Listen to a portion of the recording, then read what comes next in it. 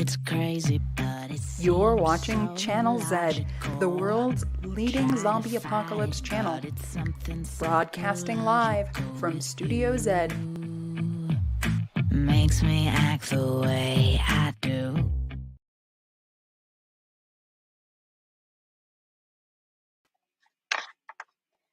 Welcome to Undead Live, reporting from the front lines of the zombie apocalypse. We have your back morning, noon, or night, whether you're dead, undead, recently deceased, or fully alive. We've got the apocalypse covered. I am joined today by my co-host, Giselle. How is your apocalypse going, Giselle? My apocalypse is going pretty good. I tend to stay kind of to myself and amongst my circle, just away from the zombies. Overall, just trying to enjoy life the most I can. How about you, Liz? Oh my gosh, that's beautiful, actually. Enjoy life the most we can in our little zombie protection pods. I feel like I do the same thing. But I also use social media a lot to connect with people. And today we're talking about TikTok and the social media apocalypse. Do you have a lot of experience using either social media or TikTok?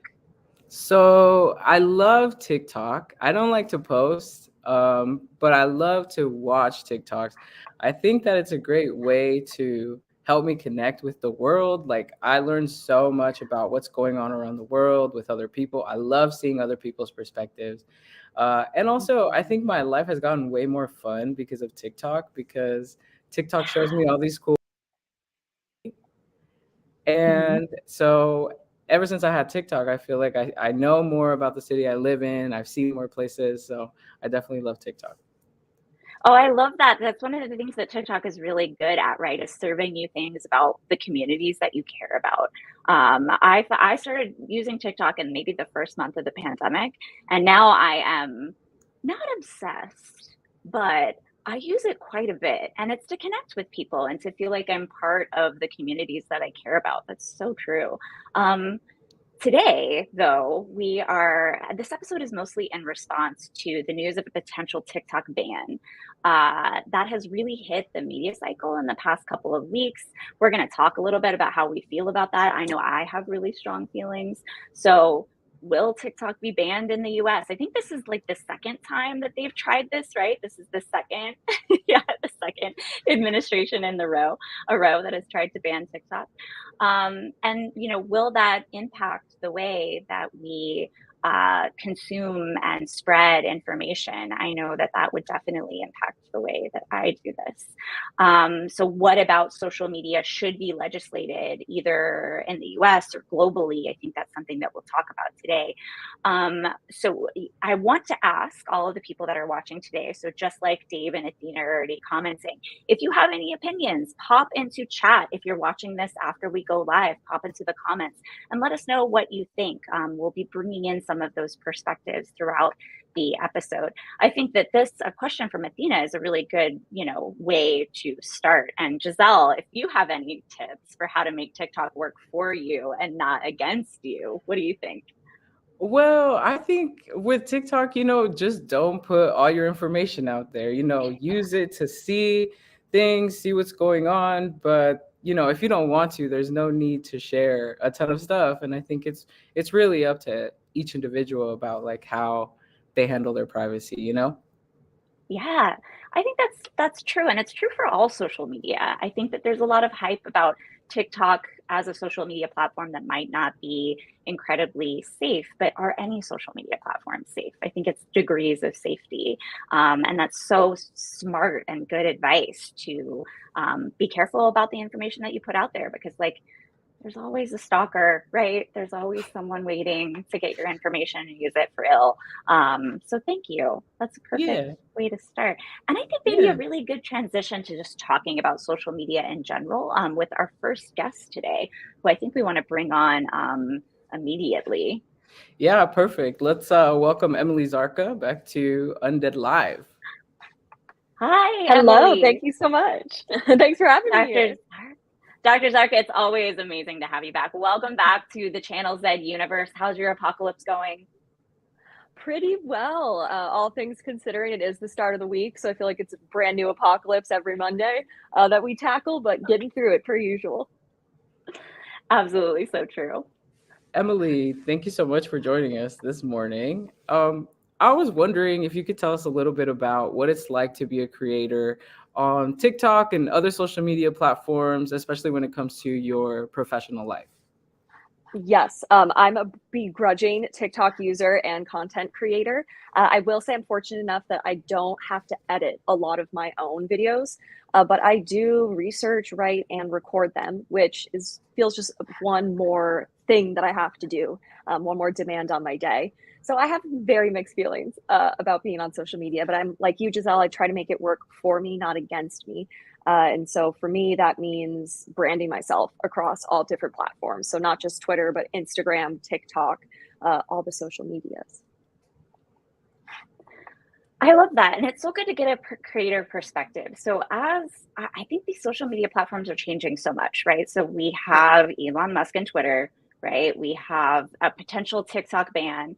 We also might be talking about what the Restrict Act means for social media later in this episode as we bring on our second guest. But I wonder, Emily, what are your reactions to how social media is changing right now from a content creator perspective?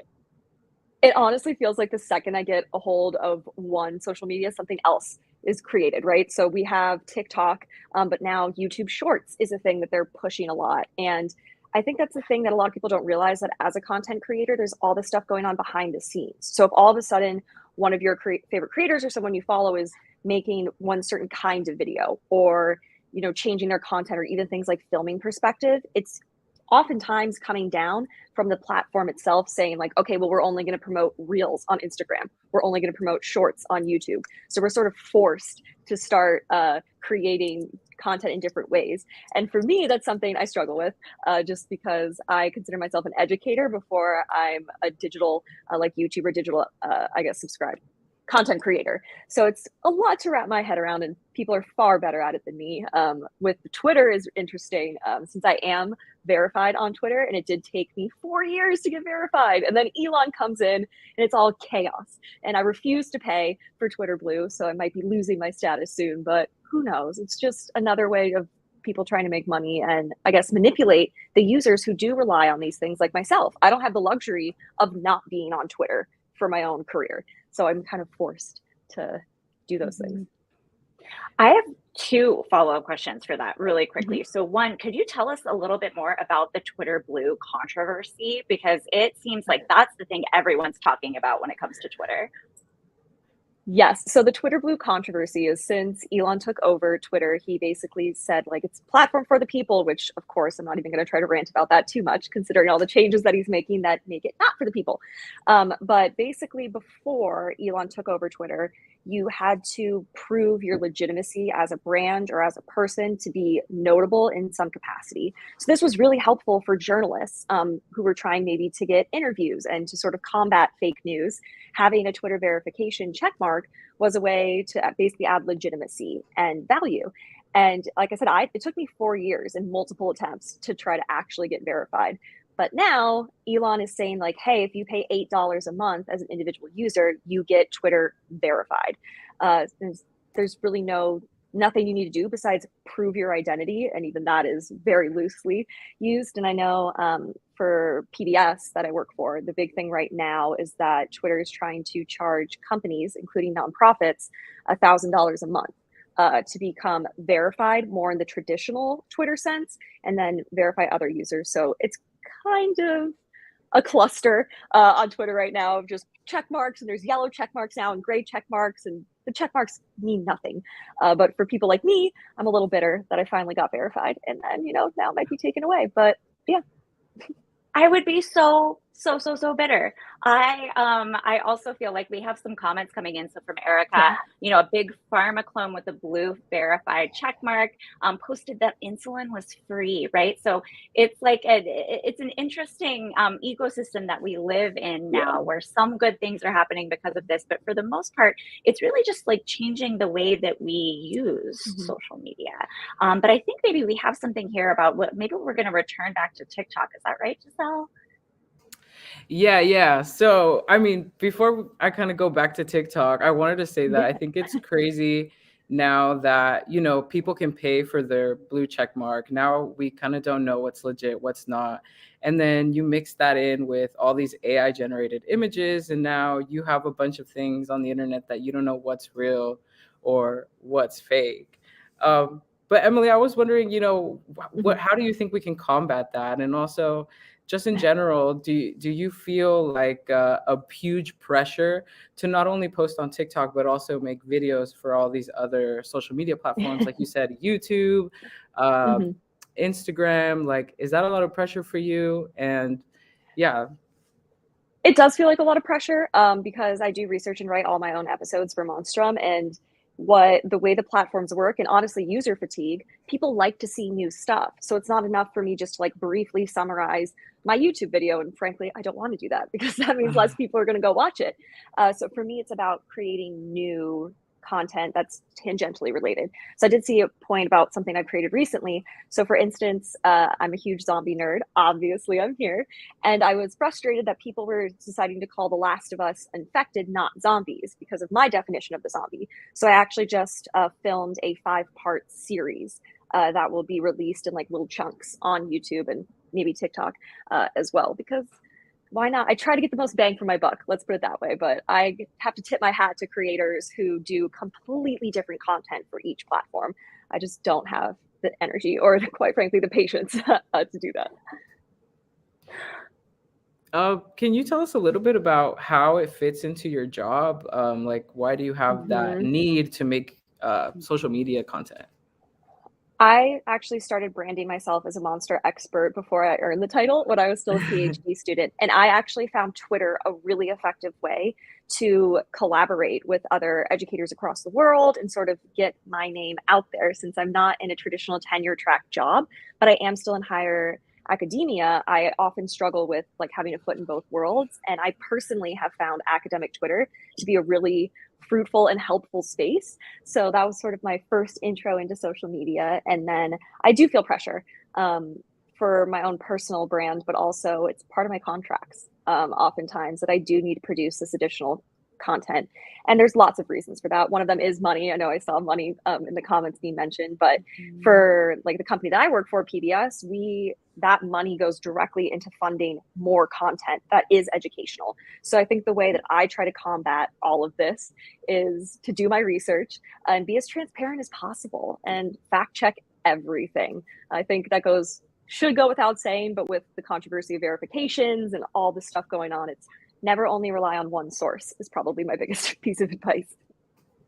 Oh, that's amazing. Never only rely on one source. If we could take that as kind of the encapsulated lesson of today's episode. I think, we have some comments coming in here that I think maybe are, let's say this is from Athena, right? It seems like we could all spend our time on social media creating and consuming content. Like we could spend all of our time doing that. So how do we find the right limits on TikTok or anywhere so that we can have a real life, especially Emily, right?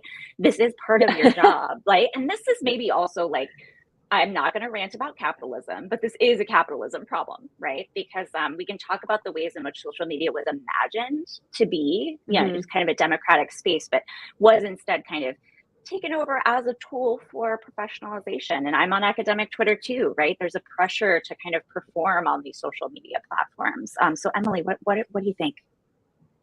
I do feel like there's so much pressure. And again, I'm definitely not the best at it. I mean, to be an active or good Twitter user, for instance, you're supposed to be tweeting multiple times a day. And I just don't want to be zombified in that capacity. I already am in some ways. So for me, both as a creator and a consumer, I have those little limits on like my phone where, I'll get the pop-up notification saying like, you've been on your social media platform for X amount of time. You have, 5 minutes left. And so making those boundaries, I do try to adhere to, but it is hard. And it's crazy to think about, again, social media, how it was originally meant to be. For me, it was like connecting with people. So I'll do like Q&As or ask me anythings on like my Instagram that I'm not going to do maybe on YouTube, because I do want to engage with people in a way that maybe feels a little more real. But that being said, I maybe do one like every 6 months because it is a lot of work. I think it's what people don't realize when you're just, mindlessly scrolling through, that all of this stuff takes a lot of work and a lot of time. And I don't have a perfect work-life balance. And I do see Dave's comment here. Do we all need a personal brand? It is zombifying. I don't think we all need a personal brand. Again, as someone who is a public scholar and not doing traditional academic career in a lot of ways, I feel like it's necessary for me to maintain a presence. But yeah, if you can avoid having a personal brand on social media, I would say do so. I think That's also really good advice, Giselle. I think that it can also be a fun thing, like Mhm. putting out your personal brand in a way that's fun for you. That's the way for me to kind of relieve pressure off the whole thing, is just kind of making it fun for myself. Emily, do you have any final thoughts or advice for us as we fight the social media zombies? I think the best way to fight is just to be as authentic as possible. That's one thing I always remind myself is I'm not a traditional creator. I don't want to be, so I'm not going to be. So be the creator, the consumer that you want, not what capitalism or someone else is telling you that you should be doing. Thank you for ending an anti-capitalism sentiment. You know that's my brand. So thank you, Emily. Thank you so much for joining us today. And I think we'll maybe keep you around for final thoughts if that sounds good. Sure. But we're going to bring in our next guest, which is Dr. Sarah Florini, who is an expert in media studies and social media. Sarah, how are you holding up in the apocalypse? Oh, Liz, every day is a new horror, so at least it's variety. Yeah, every day is a new horror. That's really great. And Mondays are in a special horror. So thank you to everyone that's watching today. And just as a reminder, if you're watching today, go ahead and smash that like button for us. Hit subscribe. Smash both of those things, just as if you were like fighting off of the encroaching Monday horrors, whether they be zombies or not. So thank y'all for being here. But Sarah, you and I have some ongoing research into TikTok and creator communities and algorithms. Would you tell us maybe a little bit about how TikTok might be different from other social media platforms and what it potentially might mean, right, for TikTok to be banned? Thank you for this question, because I think this is so important. Let me preface this by saying TikTok is not perfect. It is sort of a dumpster fire like every other social media platform. The difference is that because of the way it works, it is a slight rupture in the US hegemonic social media ecosystem, right? With Facebook, YouTube, Instagram, and Twitter, those kinds of platforms.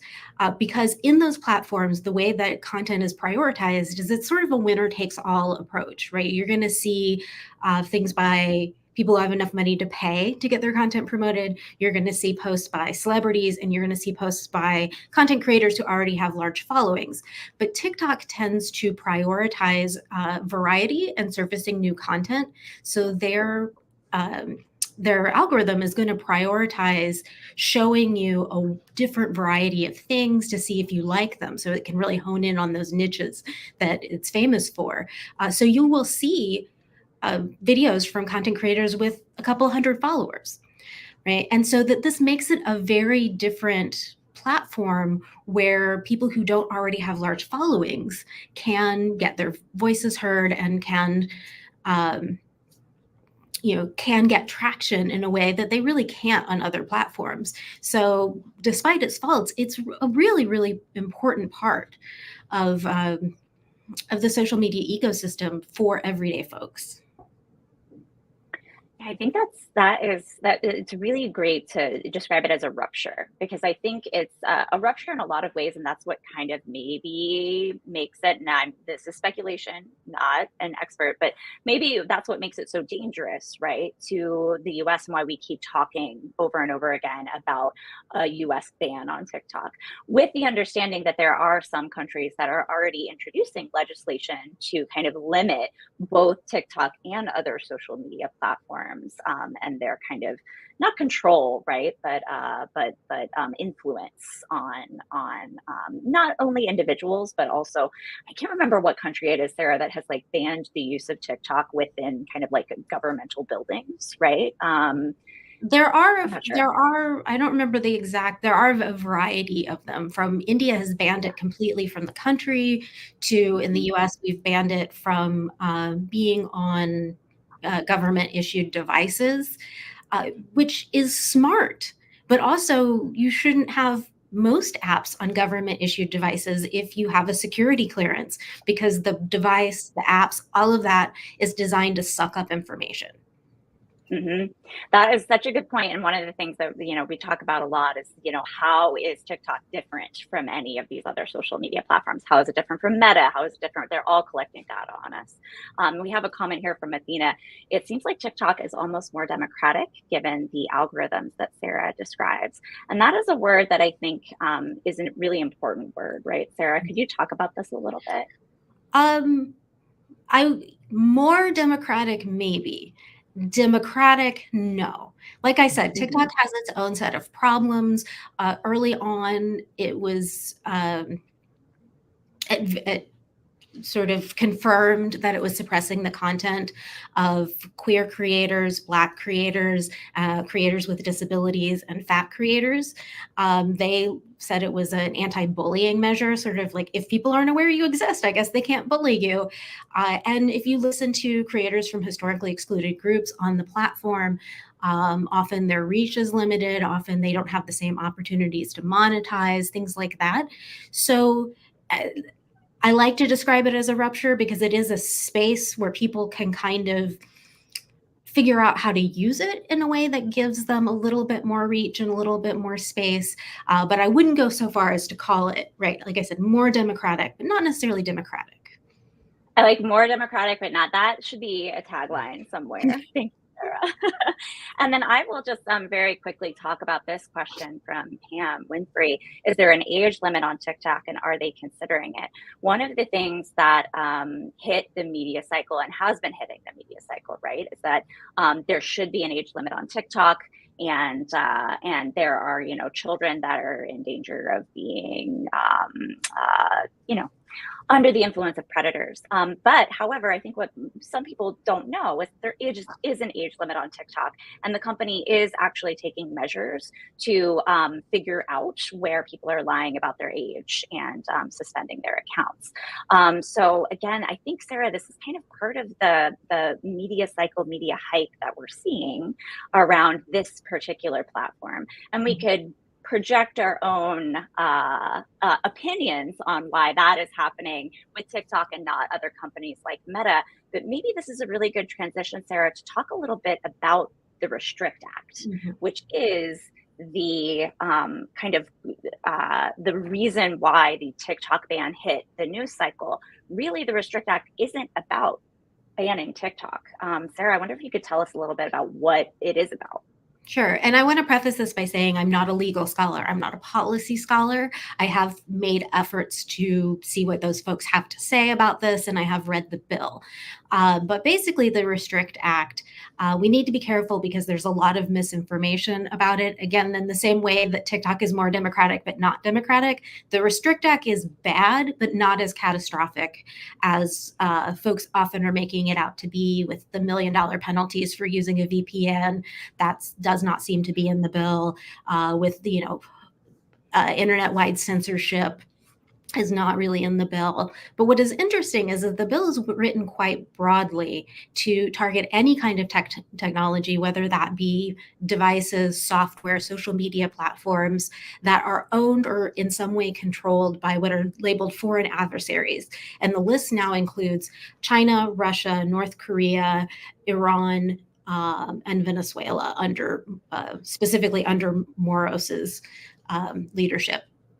And so basically any technology that is from a company that is owned by a company that is, any technology that is owned by a company in one of these countries, or that there is some reason to think based on ownership stocks that the countries, these governments could have control of these companies, then the Secretary of Commerce can review that and will refer to the president, and the president can take mitigating efforts up to banning. What is so interesting and maybe scary to me is that the Secretary of Commerce has the power to say who foreign adversaries are. And one of the things that the bill removes, for anyone here that's watching, for anyone here that's behind the scenes on this episode, one of the things the bill removes is a public commenting period on several of the things that the Restrict Act would ban. And for those of us who have been public commenting a lot locally and globally on some of these legislative decisions, that would be removed from this. So really, it's an act that is proposing to control our social media landscape and even maybe our media and technology landscape in a way that's unprecedented, especially in the US. Yeah, and I will say, in addition to the fact that the Secretary of Commerce is the one who has the sole discretion of adding and taking away what counts as a foreign adversary, Congress can object or to additions, but really it's the Secretary of Commerce.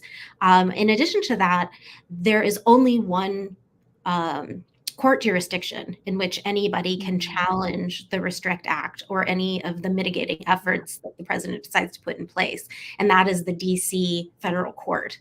And so it really, really limits the ability of people to push back against these efforts. And the way that the bill is written is, yes, it restricts the Restrict Act to these foreign adversaries, but the Secretary of Commerce has broad powers to investigate, and that is very, very broad and vague to my reading. And so we don't know, that's where the surveillance piece comes in, right? Yeah. We don't know what the Secretary of Commerce and in consultation with other like Homeland Security and other entities, how much they might be intruding into Americans' lives. So I think that we have said in conversations, right, that this is not the legislation we want. This is not the legislation we need, but we do maybe want and need legislation to protect folks' privacy, to protect like biometric data. Like I do not want these companies to have my eye scans, my face, right? And we've seen globally in the US that for companies to have this information is bad. And I think Dave is commenting here, right? If the government thinks other countries shouldn't have this info about me, I'm not sure I want our government or these corporations having it either. And I think that's very true. But I don't want TikTok to have it. And I also don't want Meta to have it. I don't want Twitter to have it. I don't want any of them to have it. So that's the legislation that I think we want and need. And I think I'm going to bring Dr. Zarka back in because we have some comments here that might be awesome. So especially from Athena, I would love Dr. Zarka and then maybe Dr. Florini to address the way that these social media platforms are influencing each other. So Athena is asking here, is Instagram becoming like TikTok with all the emphasis on reels? All of my feeds on social media have short videos now, right? And Dr. Zarki, you were talking about YouTube Shorts just not long ago. So let's chat about that a little bit. Is it becoming like TikTok? I don't know if it's succeeding, but that was the big push actually from Instagram, prioritizing stories and reels and pushing that content more, is they don't want to get pushed out by TikTok. So same thing with YouTube with shorts. And at least from my perspective, it does seem like when there is any new kind of social media, that the ones that are already existing try to replicate to stay relevant and also to maintain their viewers, because there, as we point out in the show, there are some benefits to TikTok. And I think though there's also pushback. I know that I hear a lot of people saying like, why I'm not on Instagram for videos. I'm on it for, still images. So from my perspective, yeah, I think everything is maybe trying to emulate TikTok to a degree.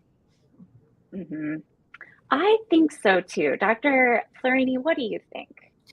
Absolutely. It used to be that these social media platforms each had distinct characteristics, and people would use platforms based on what they let you do, right? You'd use Twitter to do one thing, Instagram to do one thing, YouTube to do a different thing. But in an effort to compete with one another, they started trying to put together features to lure people from other platforms. And with the success of TikTok, a lot of platforms have been imitating them. I joke to my classes that I heard a rumor that Microsoft Excel is going to have stories starting next year because there's literally just every platform. Yeah. Because TikTok was so, and the ephemerality, the fact that stories disappear after 24 hours, that's in response to Snapchat, right? So it's about trying to compete by taking on characteristics of other platforms. Yeah, and we've not even talked about Vine, which I'm still mourning. Yeah. Vine. Rip Vine, Rip Vine. Vine was one of those, another like rupturing, right, social media platform that was bought out, right, and was kind of adapted into these other media platforms. Thanks for laughing, Emily. I miss Vine so much, so much. And it's interesting also to consider, again, thinking of the capitalism of this all, of course, Liz, is now I've been seeing on my professional accounts on Instagram stuff like, do you want to be verified by Meta? Like trying to put the little blue check mark that now is happening on Twitter. So it's just interesting to see even this idea of verification becoming something that's mimicked across all these platforms. Then again, you have to pay to get that verification now. And it's so ironic because Meta already sort of has de facto verification because they have the real names policy. So they are looking for people who are parody accounts, imitation accounts on under fake names. And if they find them, they disable them and you have to send them your driver's license. So it's like sort of extra silly. It's really all about that money. Yeah, it's really all about that money. Well, thank you to our guest. Giselle, do we have a kind of final wrapping question today? You know, I just want to know everybody's like opinions on how to stay safe on social media, how to give like the least amount of information, but also, you know, be active and be a part of the community at the same time. Oh, that's so good. I definitely have some tips, especially as someone who is a creator. I never tag my location if I'm actually at that place. I'll always do it after. For instance, if I am doing like an Ask Me Anything and I'm at the airport, I won't say which airport I'm at even, right? Basic things like that. But although there is the real name policy for things like TikTok or even Twitter, you can also use what I call like a burner email. So you don't even have to be using your normal information all the time if you're really nervous about that content getting out. Awesome. Dr. Florini, what do you think? Well, I think we need to make a distinction between privacy with other users and privacy with these companies. And so, yeah, not, guarding your location, not posting, identifying information so people can come find you. All of that is really important to keep other users who might be creepy stalkers from finding you. When it comes to this, what's called surveillance capitalism infrastructure, all of these platforms and devices that are hoovering up your data, you can try to look up and adjust your privacy settings, but really the only thing that is going to make a difference is comprehensive legal and policy regulation. So both ands, individual and local, national, global. Thank you both so much. So I will just extend my gratitude to everyone in the room today. This has been something that I have been ranting about for maybe several years, maybe several weeks. I'm not exactly sure. So thank you. Thank you to Dr. Emily Zarka for joining us today. And thank you to Dr. Florini for joining us today. Thank you. Giselle, I think that was, thank you so much for hosting with me. This is the first time that we've gotten to co-host together. Yeah, let's end with love. I don't know how to do the special TikTok one. We'll have to figure that out together later. But it was amazing to share the screen with you. Yes, thank you so much for having me today. I really appreciate it. I had a lot of fun. I had a lot of fun. Let's be on TikTok later. I'll send you my favorites. Sounds good. And thank you for joining us today for this edition of Undead Live. Remember, the best way to protect your brains in the zombie apocalypse is to share them. And Undead Live and Zombified Media has got the apocalypse covered. Be safe. And if the whole world says that we're cool, we